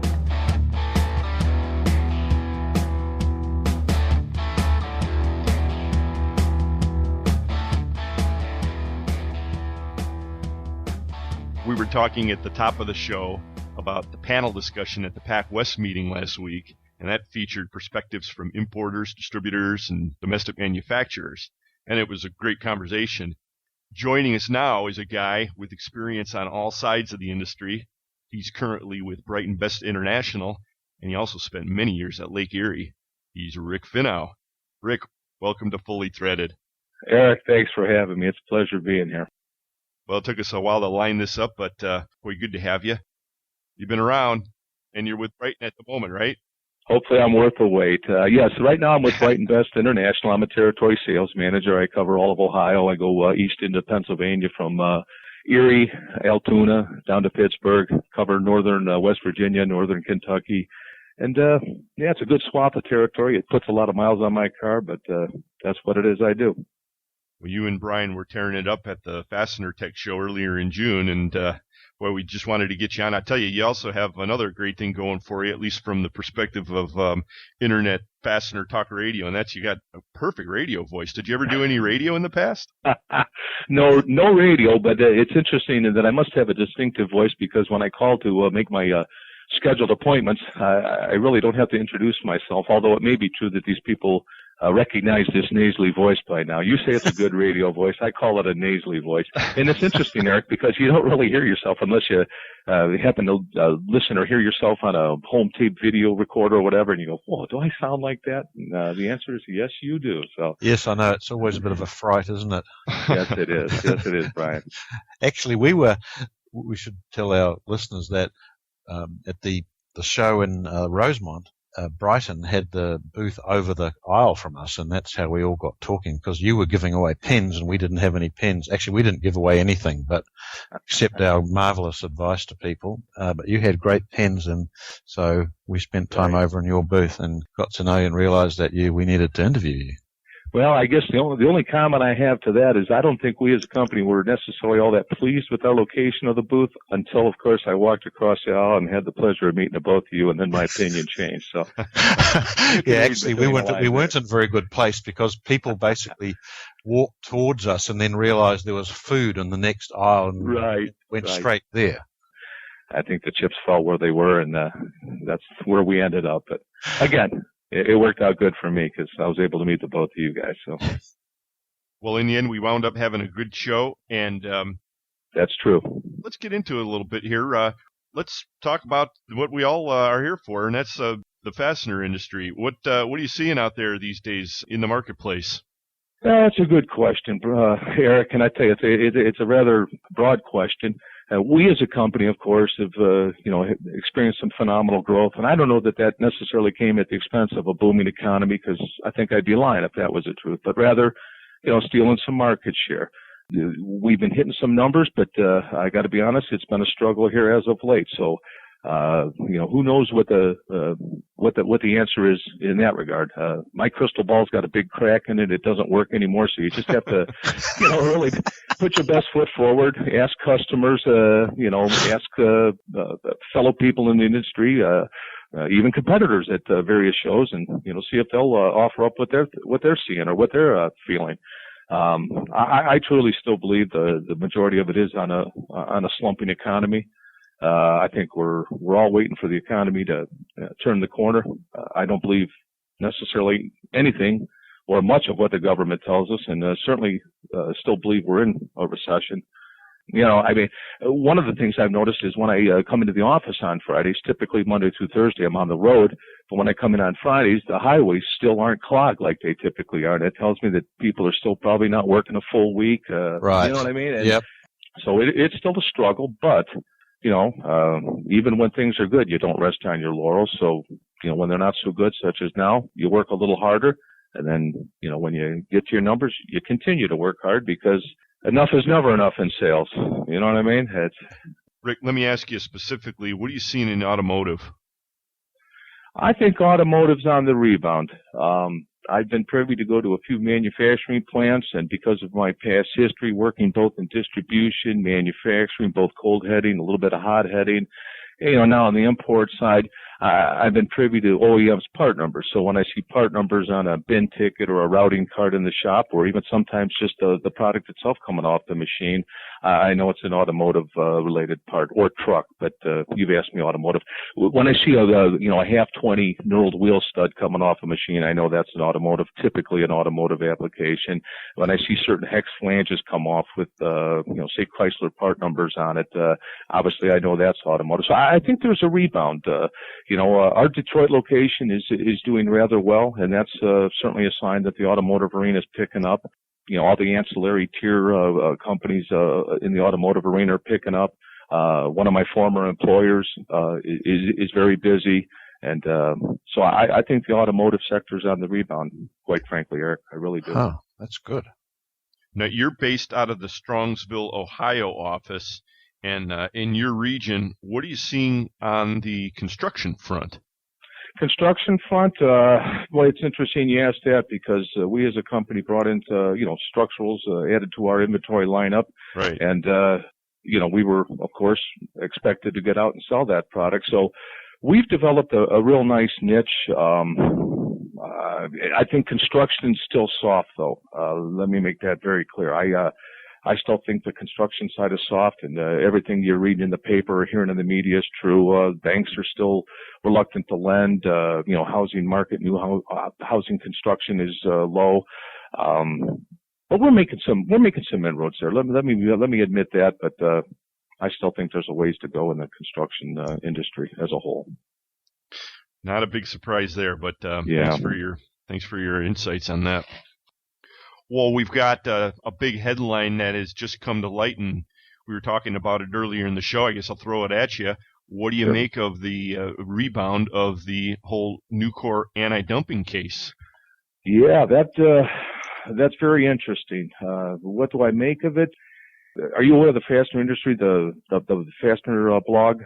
Sure, We've got the traveling salesman on there. There was an interesting comment by a Taiwanese manufacturer that talked about the WTO, the CIT, but as far as what's going to happen, again, I guess I have to go back to that cracked crystal ball of mine. I really don't know what the ruling's going to be. I will say this much. We have a organization here in town called the North Coast Fastener Association.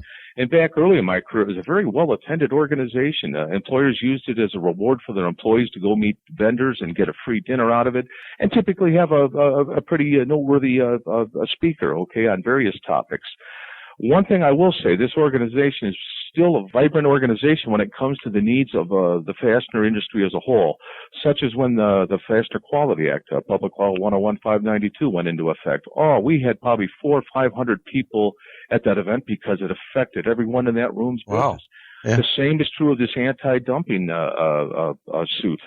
When it first came about, which of course was initially rejected, we had a room full of participants that came as far as Indiana, Illinois, Michigan, and when you see visitors from traveling that far for a small local fastener organization, you know that's a noteworthy topic.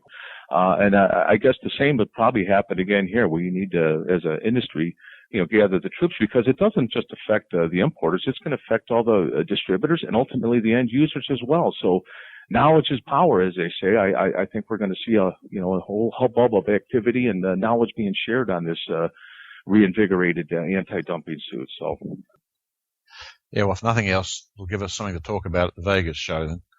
Yeah, that's true. So true. That was the buzz that year, wasn't it? Right. Deja vu all over again. Yeah. Well, when I introduced you, Rick, I mentioned that you are now with Brighton and previously with Lake Erie, so you've seen all sides of this industry. And you're a guy who really has a fondness for the fastener industry as well as a deep knowledge. And you've really covered a lot of sides of this thing over the years, haven't you? I have, and as long as you don't tell my lovely bride of 31 with what I'm about to tell you, we're okay. And that is, unlike true love, fastener employmentship seems to last forever. I got to tell you, I've been in this industry forever, and it's been a good industry for me. It's a very mature industry. The only new technology being brought to market is really on the manufacturing side, which is all pursuant to efficiencies, which of course lead to lower prices, increased profit margin, et cetera, et cetera. The product we sell in fasteners, being fasteners, are all consumable, so there's always going to be a demand for it.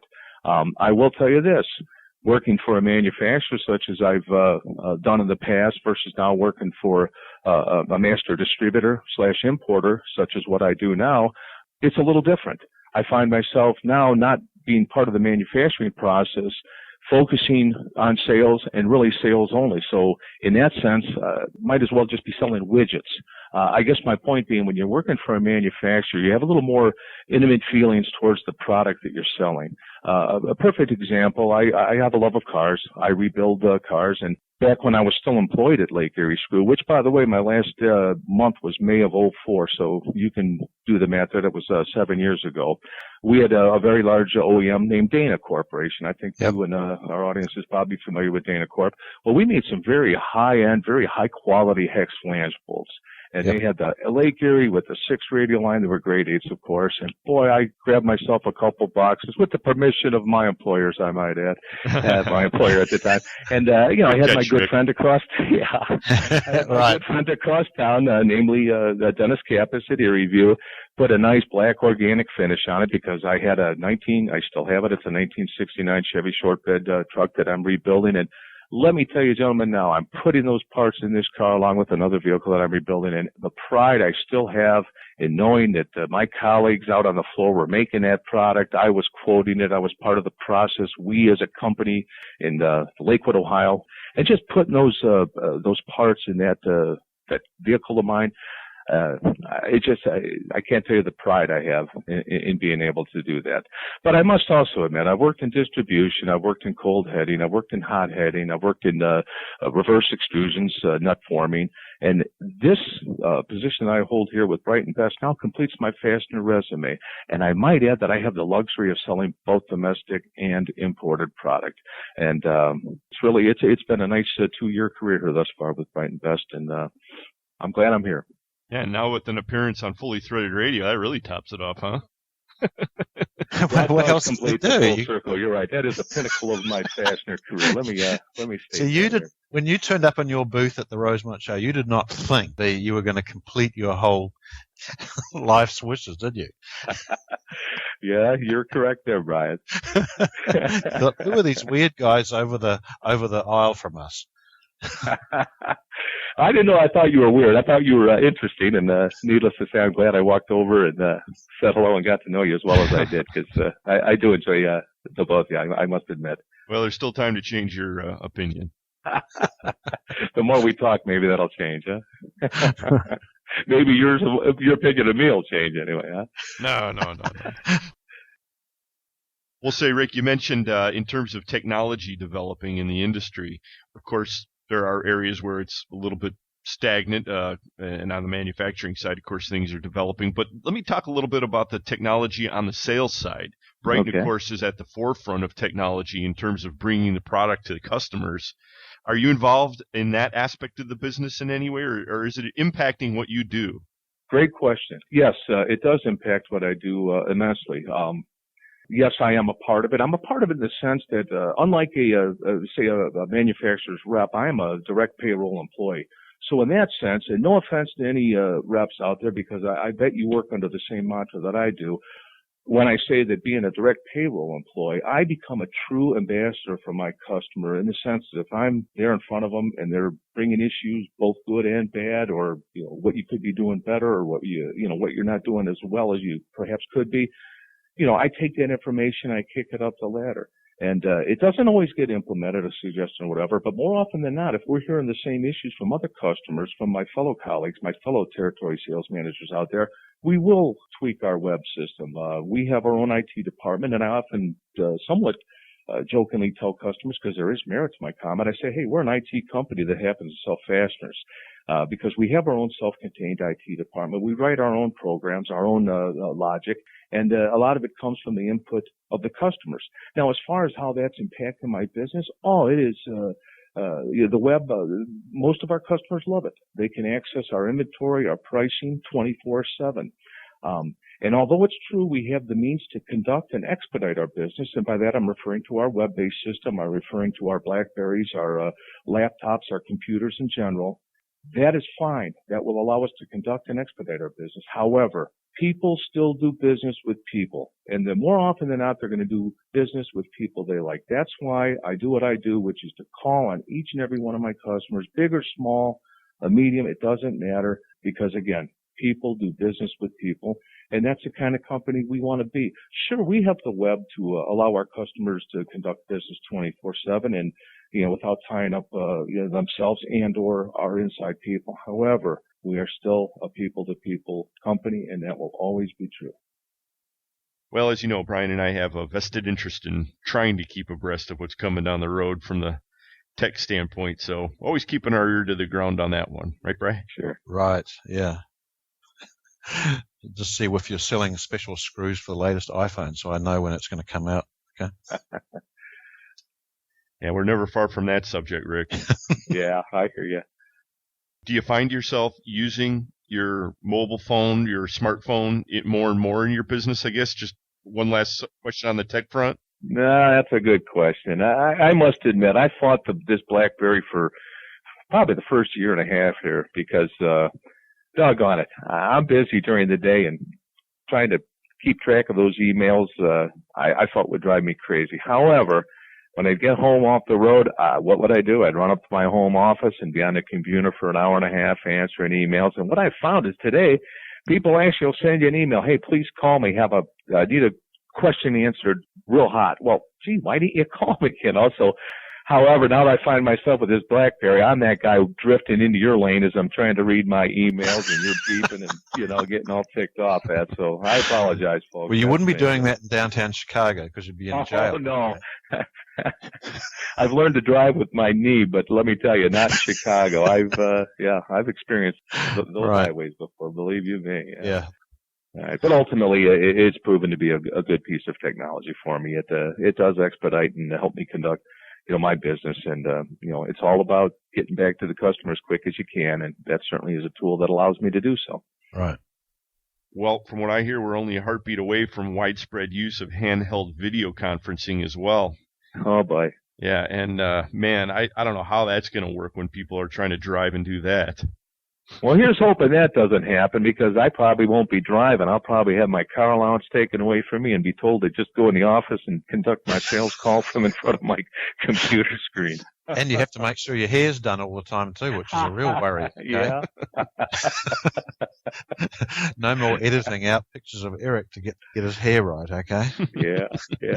It's still a people-to-people business, though. You go in and shake a hand and, see a customer. And let's also admit, when I'm making a call, I mean, if you go in there and talk all business, you're going to come across like Charlie Brown's teacher, homp, homp, homp, homp, homp. You're going to look around and if there's pictures of a race car on the wall or family pic, engage that customer and other likes. And then, of course, throw in your little plugs about fasteners. I mean, after all, that's what you're there about. But you do have to mix it up, and being there in front of the person certainly allows you to do just that. Yeah, so I hear the subject of cars coming back into the conversation. I knew it wouldn't be long. Yeah, right. Picture a race car. So we should we should really turn the conversation into another use of fasteners. It's the use that you and I both are really interested in, which is actually holding cars together. Okay.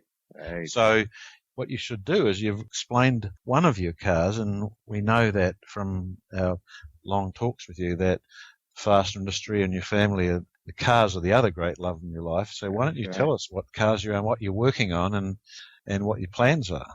Well, I happen to have a whole herd of vehicles. From oldest to newest, I've got a 1952 International Harvester pickup truck, which was an interesting story. I've got an uncle that lives in Murfreesboro, Illinois, which is right outside of Carbondale, home of the Southern Illinois Salukis. Right. And it's my mother's youngest brother. My mom was born and raised on a farm that my uncle still farms, 1,600 acres worth. Combines as big as houses, tractors with 8 wheels, and all 8 wheels are functional drivetrain wheels. Yeah, they got the world's finest sorghum down there, my friend. Absolutely.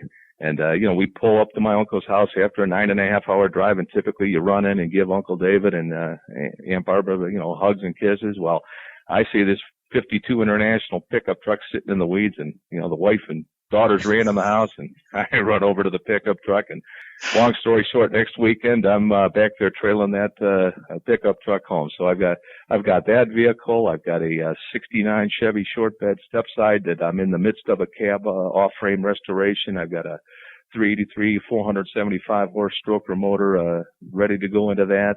I bought my daughter, my oldest daughter Janelle, a 1982 Indy Pace Car Z28. I laid it nice. all out. Yeah. It's a pretty car.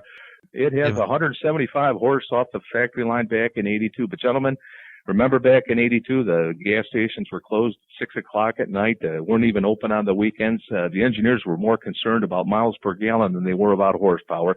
However, it's got a 305 cross-fired fuel-injected motor, which is kind of a neat novelty. Yeah. And, I redid this car. Both my daughters are graduates of The Ohio State University, and I put a block O stitch in the headrest, and I offered it to Janelle, and boy, what does Janelle tell me? She says, "Dad, thanks, but if it's okay with you, I want to buy myself a Trailblazer." I said, "Honey, more power to you. You said the magic word, buy yourself a Trailblazer." So I helped her. I've got a Buckeye alum who works for GM. He's worked for GM upon graduating from Ohio State back in '68. He was a rather high-ranking executive within the ranks of General Motors, and got her a good deal. But so now the Camaro's mine. After that, I've got a '68 Roadrunner. That's got a 426 wedge. That's a 8-point roll cage, 10-second quarter miler. That's fun. Although that's been in storage since I had to stop and put all my money and resources towards getting the kids through college south of Columbus. Yeah, what an inconvenience with the whole kids thing. Yeah, I know. Yeah. They're still worth it, though, I got to tell you, Eric. Even after you have driven an hour down south to TC, you can't. Right. And, of course, the '69 Chevy short bed, we just spoke about. I'm doing that. But I've got a '79 Corvette that, I bought and I really wanted to go through. And I just 2 weeks ago recruited whatever friends I have left in this world to come over and help me lift the body off the frame, and took the frame and had it sandblasted. That's going to be a real pretty car when I'm done. But it's a love of mine. All work and no play makes Johnny a dull boy. So I'd like to think I'm not a dull boy. I work real hard, but I try to equal it out by playing hard. So that's my herd of vehicles. So tell us a little bit about your Roadrunner. I mean, what color is it? Because they have a set of interesting colors, those Roadrunners. Yeah, the Roadrunner's silver. It's got a 426 wedge motor in it. What's interesting is it's not a Hemi, but rather it's a wedge motor. It's a 1963 wedge block, and it's got 1968 440 heads on it. It's a high 10-second quarter miler, which means I can lift the front end off the ground. And was that fun back in the day when I was driving it on the street. It's been in the garage now probably the last 10 years or so, but it's not going anywhere. It'll come out, and I'll be driving it again someday. Interesting story, guys. I do travel in rural sections of both Ohio and Pennsylvania. Well, even northern West Virginia and Kentucky as well. And I'm always looking for an old tractor, old motorcycle, old car, old truck, whatever, even though I don't have any land for a tractor. I think they're neat. If I find an old one, I'm going to buy it.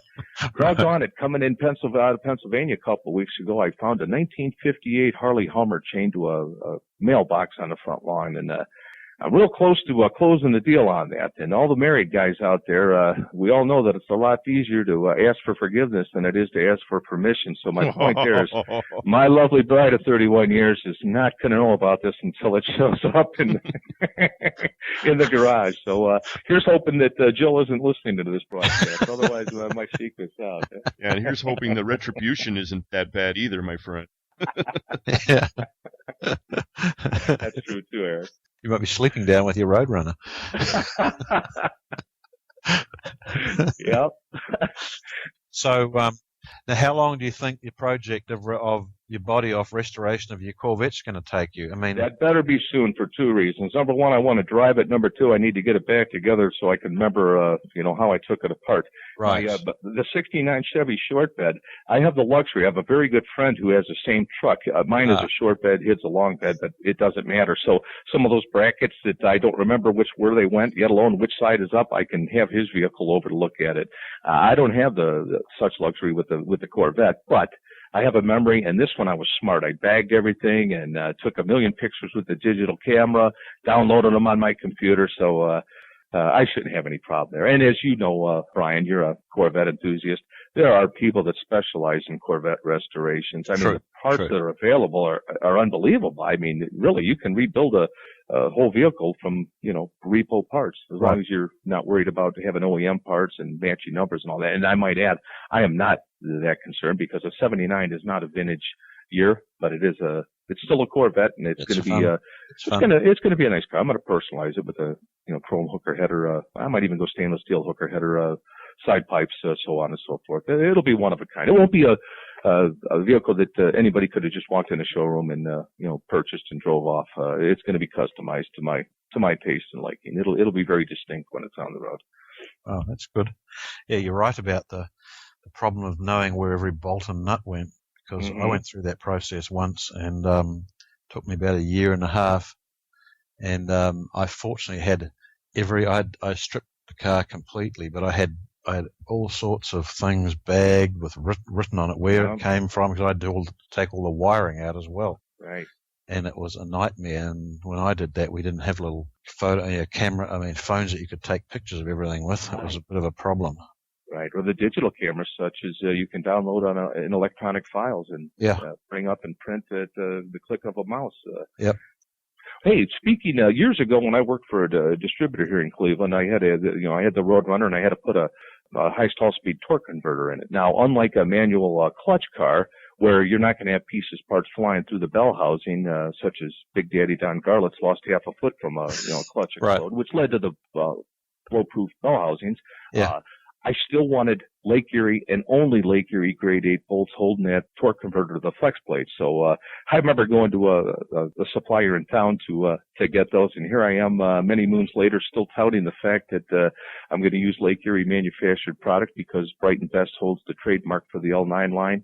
Of course, Lake Erie Products is our chosen domestic manufacturer of such. Oh, okay, cool. And it's going to be so neat to be able to put some of those parts in these vehicles too, and still retain that domestic pride, as well as the pride in getting it from the company that I'm employed. So.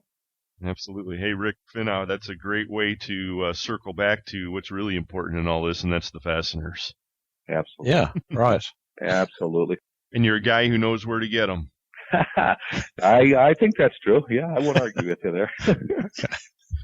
Well, Rick Finau, you're a territory sales manager with Bright and Best. You've been around, and you know your cars. You got an amazing fleet. I hope Bonnie Carter was listening to this interview. And we sure do appreciate you spending a little bit of time with us. Well, I'm flattered that you gentlemen had me on. I really am. I hope I didn't disappoint. It was a true pleasure meeting you out in Chicago at the Rosemont Show, and here's looking forward to see you in Vegas. We will be there. Okay, Matty. Good to talk to you. All right. I look forward to seeing you. Thanks again, Rick. All right, guys. Bye.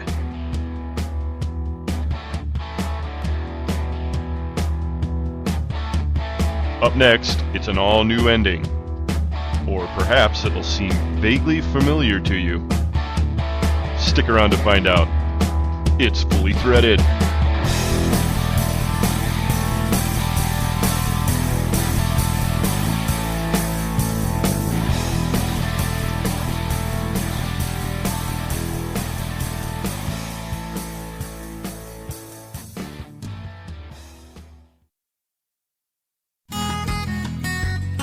Volt Industrial Plastics is the source for all your high-quality plastic fastener needs, and customer service is their #1 priority. With almost 1 million fasteners in stock and same-day shipping on stock items, Volt Industrial Plastics carries inventory so you don't have to. Volt manufactures everything in-house from over 125 different materials, and they're proud to say 100% of their products are American-made. And of course, custom tooling and in-house bagging is available. Contact Volt online at www.voltplastics.com. Volt Industrial Plastics, makers of the world's finest plastic fasteners.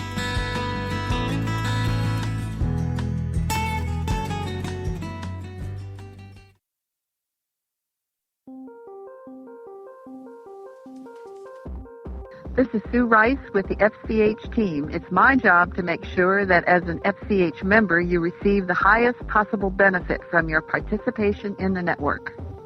Did you know that once you're logged into FCH, you have access to exclusive search tools, site statistics, and tracking information about your inventory and source finder inquiries? It's all just a click away, and I'm happy to walk you through it. If it's time to refresh your inventory, don't worry. We'll run your listings through our scrubber software and get you up and running in a very short time. If you can attach a spreadsheet to an email, you can list inventory on FCH. We can also show you how to optimize your listings to attract the most hits for your type of fastener. Send email to Sue at fastenersclearinghouse.com and let me help you get the most from the FCH sourcing network. I look forward to hearing from you soon.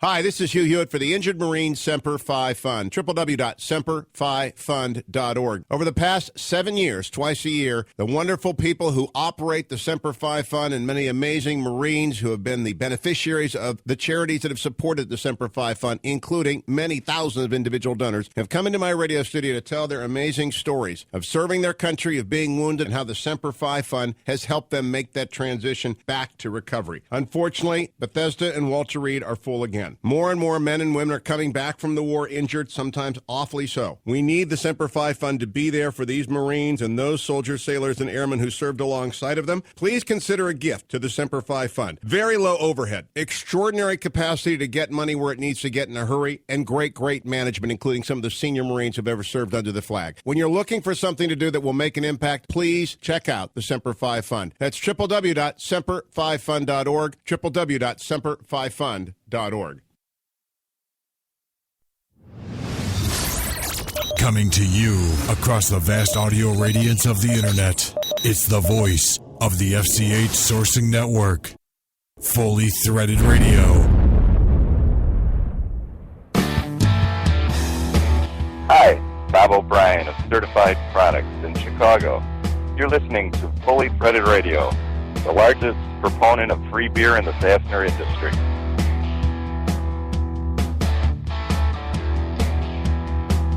Brian and Eric, back with you to wind down this shindig on the online fastener squawk box. Fully Threaded Radio. That would be the one. So, Bri, did you really know the mascot of Southern Illinois University is the Saluki? I have no idea what a Saluki is. I figured. So why didn't you tell us? Well, when we were talking with Rick there earlier, he mentioned the Saluki. I'm like, what the hell? And, I'd heard it before, but, I didn't think you did. That was funny. Well, I just got a kick out of that word Saluki. I looked it up. And so the Saluki was the Royal Egyptian dog, apparently. And the connection is, for some reason, Southern Illinois has the nickname of Little Egypt, which makes sense because every year when we go down to Southern Illinois for our annual bass fishing opener, we always pass right by the Lake of Egypt. Okay, but I never had made that connection. But okay, sounds good. Right. Well, that's why we say this is a predominantly fastener-related show.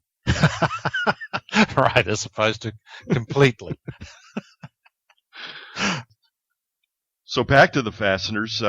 Rick's taking that Vet apart, and actually there's going to be a picture of that Corvette, and him and his friends taking the body off of it on our Facebook page.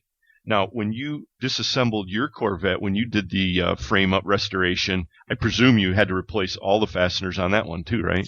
I did, actually, and it was a really bit hard because by then New Zealand had switched over to metrics, and had a little bit of trouble actually buying. In those days, we had to buy nuts and bolts from America because no one stocked the imperial-sized stuff in New Zealand at that stage. Right. That was a 69 you did? Yeah, right, a 69 convertible. I've sent a picture to Rick. Actually, that car was the most reliable car I've ever owned. Is that right? Now, you actually took that car out on the track after you were done with it, didn't you? Yes, I raced it. I got special permission to race it and prove that it actually could outhandle an XKE. And it was a lot of fun, probably more adrenaline pumped through my body than has ever cumulatively since then, too. It was a lot of fun. I can imagine. I love looking at those pictures of you back in those days. Man, what a car. Yeah. Well, you and Rick could go on forever, I have a feeling. And, man, we had to chop a lot out of that segment, but it sure was good of Rick to join us. And, of course, they had a big pig roast out there at Brighton after the segment, so he was in a hurry anyway. But it was good of him to join us for that segment. Oh, yeah. And he's got a lot, and he knows it, too. He's got a lot of work ahead of him, but he's got a very practical attitude to it, too, so it's good. Yep. And I'd like to take a moment to thank our other guests on today's show, and they were attorney Mark Lehnardt, IFI chairman Jennifer Friel, and, of course, Mike McNulty of Fastener Technology International magazine. Way to stay focused in the wake of that jet lag, Mike. Yeah, right. Also, our title sponsors on today's show, Stelfast and Beacon Fasteners and Components. Volt Industrial Plastics was with us today, and we sure do appreciate everybody sponsoring the show. You're all helping us to put a better product out there, we hope. And also to all of you, thank you so much for listening, for sharing the show with your friends and your coworkers. Communicate with us anytime at the email address ftr@fullythreaded.com. Get with us via Twitter at the handle fullythreaded. And I promise we actually do pay attention to all of your communications. In fact, we look forward to them. That's true. And don't miss our next episode. Give you a little sneak preview. We've got several segments lined up for you, but among them, we'll be speaking to Joanne Bialis of International Fasteners. She's also the president of the Southeast Fastener Association. And I talked to her earlier today, and she penciled in a slot for episode 33, and she says she has an exciting announcement to make.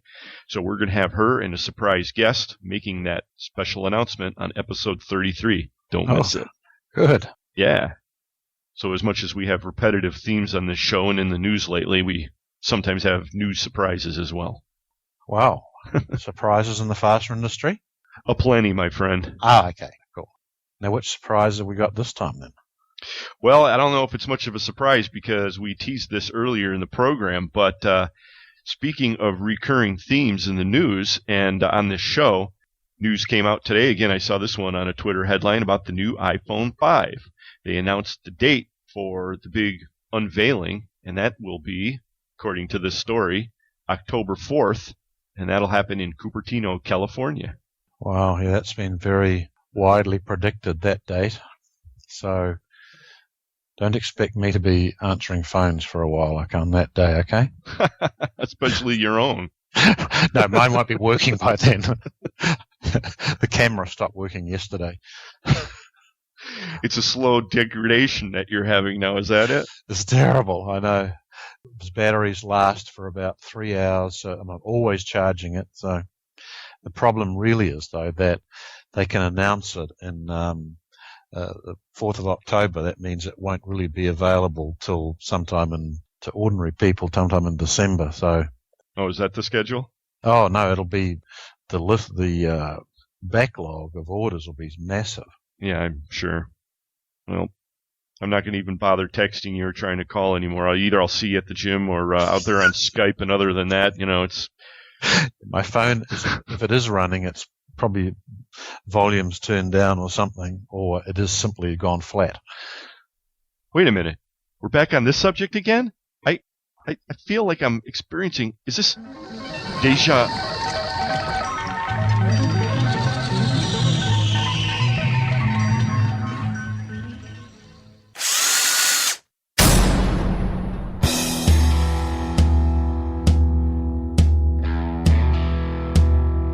It's time for